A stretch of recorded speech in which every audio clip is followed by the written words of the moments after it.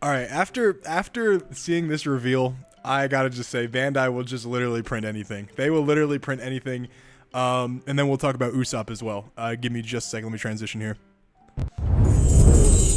All right, so this was sent to me by a buddy of mine on my Instagram, and this was on Orange Samurai D's Instagram, which is cool. But it's the sugar right here. So it's a sugar leader. It's red purple, which guys, red purple has no synergy. The only reason Law and Luffy were good is because their effects were really good, and also 6K leader equals good. And even red purple Luffy wasn't even red purple Luffy is still like objectively not that great. So like Law was only good because his leader effect was broken. So red purple has like no synergy at all. So that's right off the bat for OP10, right? It says, okay, end of your turn. If you have Don Quixote Pirates type character with 6,000 power or more, set up to one of your Don as active. What? Dude, that's awful. Like, that's a terrible effect. And then it has another effect of opponent's turn, once per turn. When you activate an event, add up to one of your Don from your Don deck and set as active. So, like, the ramp is conditional, and then the effect that you gain when you have a Don Quixote Pirates type with 6,000 or more is conditional. Now, of course, it hasn't really been revealed, you know, what the Don Quixote Pirates cards are, you know, for set 10. But I will say right now, the ones we have currently are not very good.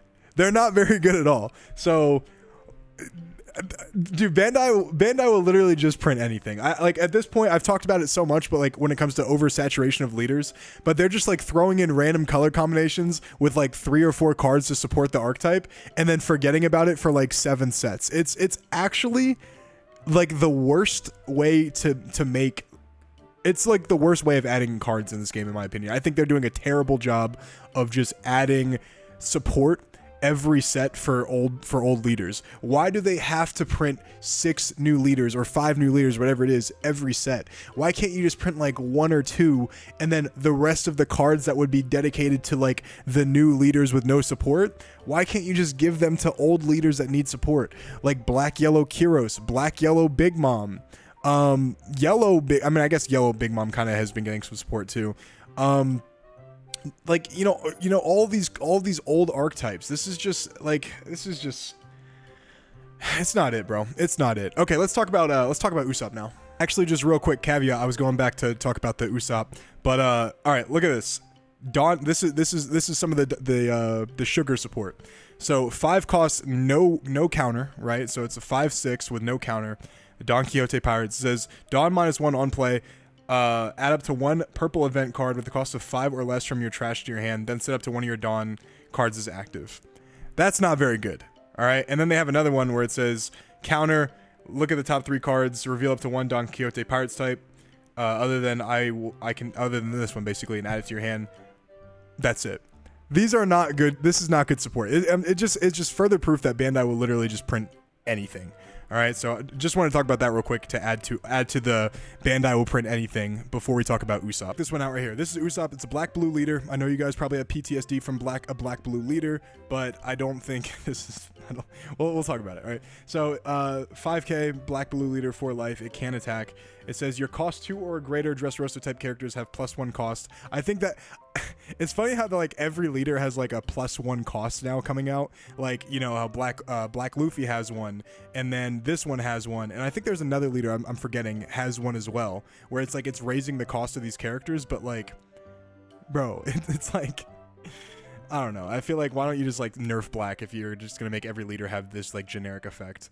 Anyway, opponent's turn. Once per turn, this effect may be activated when one of your Dressrosa type characters are removed from the field by your opponent's effect or are KO'd. If you have 5 or less cards in your hand, draw 1 card. So it's not awful, right? It's not bad, but it has a condition where if your things are removed by play, by card effect, or they're KO'd, and you also have 5 or less cards in hand, you draw a card, which allows you, it basically emphasizes you countering, essentially. Not emphasizes, it incentivizes you countering, which, I mean, I guess it's fine, but if you counter, then you'll never get this effect unless they KO it, which basically means this is only good against black, essentially, right? Because if you're countering to get cards in hand down to 5 or less, then they're not being KO'd by battle, so they have to be KO'd by effect for you to get this effect, which I don't think is very good, right? Also, it's very reactionary effect, where it means that you have to wait for your opponent to do something, or play a certain card, for you to even get your effect at all. Or if you want to use your effect, you have to let your character go. So you're gaining one card in hand by just letting a character die. I don't think that that's very good, personally. I don't think that it's very good. And not only that, but if you want to get it KO'd by battle, they have to be rested, which means they have to attack first, and then you get the effect. And it's only once per turn. Not very good at all. And a lot of people are hyping it up because of this card right here, Rebecca. All right, Rebecca, 7k or a 7 cost, 1k counter, 4,000 power. Pretty underwhelming. I'm not gonna lie to you. On play, if there's an 8 cost or greater character in play, draw 1 card. So not only is that conditional, right? Basically, you always get its effect with Usopp, but I guess technically, in any other deck, this is conditional.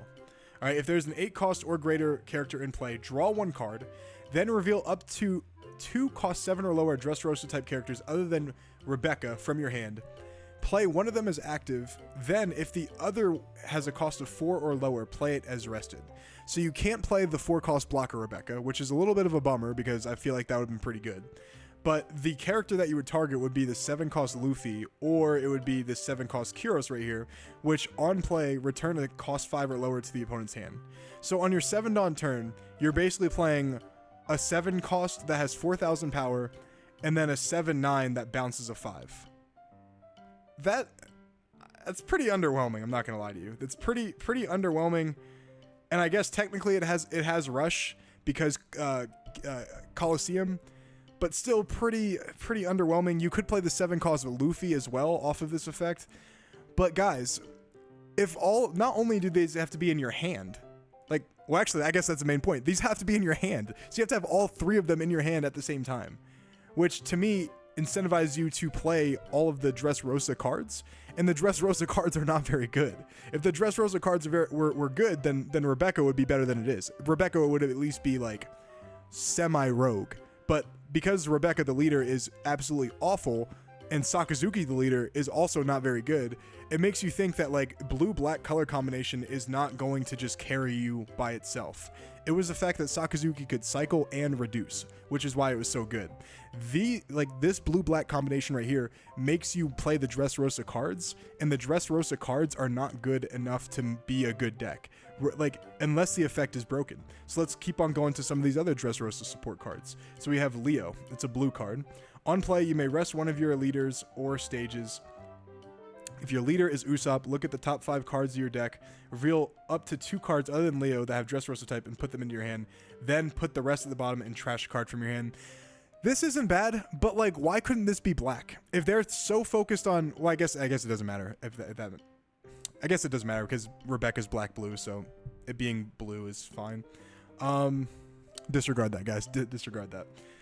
This is good. This is a good card, by the way. I actually saw this one for the first time just now. I didn't see this on the reveal, but this is a good card. It allows you to search for any Dressrosa cards, which I think is good. It enables you to play Rebecca, but still, even if you play the deck, think of it like this, guys. How many times do you have 4 searchers and 4 copies of a card in your deck and you just don't find it whenever you need it, right? So just because you have 4 of these Leos and then 4 of these other cards doesn't mean that you have them when you need it. Sometimes you'll have Kyros and no Rebecca. Sometimes you'll have Rebecca and no Kyros. Sometimes you'll have Rebecca and Kyros and no Leo, right? To search for something else. So it just seems pretty underwhelming. I think there's one more right here. This is Dressrosa's Straw Hat. So activate main, you may rest this character in one of your leaders or stages. Draw 1 card, then trash 1 card from the top of your deck. No, trash 2 cards from the top of your deck. It's not awful. It's not bad. Basically, it's like a draw 1. It's not great, though. Wait, does he have to rest? Okay, Leo. Okay, this is actually not nearly as good as I thought. So listen to this, guys. Listen to this. For Leo, you have to rest your leader or stage. So if you don't have stage already, resting your leader is a pretty big deal. You're basically sacrificing an attack to get his effect off. Because Usopp can attack. So you resting him means that you can't attack with him, which is actually a really big trade-off. So if you don't get this on your first turn, then it's not very good. I honestly think these cards are not going to be very good. I think these cards are not going to be very good at all. We have 2 more to look at. Tony Chopper, Dressrosa, 1k counter. It says, activate main, you may rest this and one of your leaders or stages. If your opponent has 5 or more cards in hand, your opponent trashes 1 card from their hand, then trash the top 2 cards from your deck. It's not awful, like I said, but it's just pretty underwhelming. It's not really a card that you would play, because realistically, if you're going to play this Leo, and then you're going to play Colosseum as well, that's your first turn right there, right? Like, that's your first 1 or 2 turns is playing those characters. It's like playing this guy on top of that just doesn't seem, I don't know, just doesn't seem very, very likely. I think maybe someone might try to experiment it and play it as like a 2-up, but this card's not very good. Because like I said, you have to rest this and your leader, which is, it's just not good. All right, so Frankie, black character, Dressrosa, 1k counter, blocker. 1k would play up to 3 cost or lower Dressrosa type characters from your trash rested. Again, not that great. I guess he just plays Kyros. That's pretty much the best card he can possibly play off his effect. I don't think we're gonna hold on. We're gonna go here. I don't think that these cards are very good at all. And I think it's a little annoying how Bandai continues to release the most stupid, unplayable cards. Now, not all of these cards are unplayable. Some of these have a little bit of merit in their own right. So they're not unplayable all the time. But they're so situationally niche, and they're so underwhelming for like you bringing support to a deck that needs support, that it's not going to move the chains. It's not going to move the chains at all to make these decks relevant. So like, what are they doing overall? You know, like when I think of support, I'm thinking of like something that actually matters, that makes the deck semi contending, right? But all these cards don't move the needle at all. Maybe this makes Rebecca a better deck, you know, just regular Rebecca, OPO4 Rebecca. But still, in terms of Usopp, is definitely not going to be good. I'll promise you guys right now, Usopp's not going to be good. I still don't think Rebecca's going to be very great, because the Rebecca card, you have to have an 8 cost or higher already in play. And Rebecca doesn't give its characters +1 cost. So you have to like really plan ahead this Rebecca right here, and you have to play things like Gecko or Isho or something like that when they don't really fit in the deck, and they're also not very searchable. So I don't know. What do you guys think? I'm kind of tired of ranting about, you know, them releasing bad leaders every single set, and then not supporting them for a bunch of sets, and then making people get on copium. It's just a bad cycle. And this is one of the things I forgot to mention actually in my video talking about like the state of the game. Like them releasing these shitty leaders is just a waste of cardboard, and like them releasing like the shitty support is just a waste of cardboard. There are better ways to get someone like their fan favorite characters than just giving them a half-assed, trashed concept of a leader that was very, very underdeveloped, very kind of pushed to the side, and they're like, oh yeah, we'll make a Usopp leader, and then they just don't really support it. So let me know what you guys think. I would be shocked. I would be shocked. I will play a Nami for an entire format if Usopp wins more than like, if I will play Nami for an entire format if Usopp wins 2 major United States tournaments, right? So like a regional or a treasure cup. If Usopp wins 2 of those, I'm on Nami, bro. And I'll put that on everything, bro. I will put that on everything, bro. So let me know what you guys think. See ya.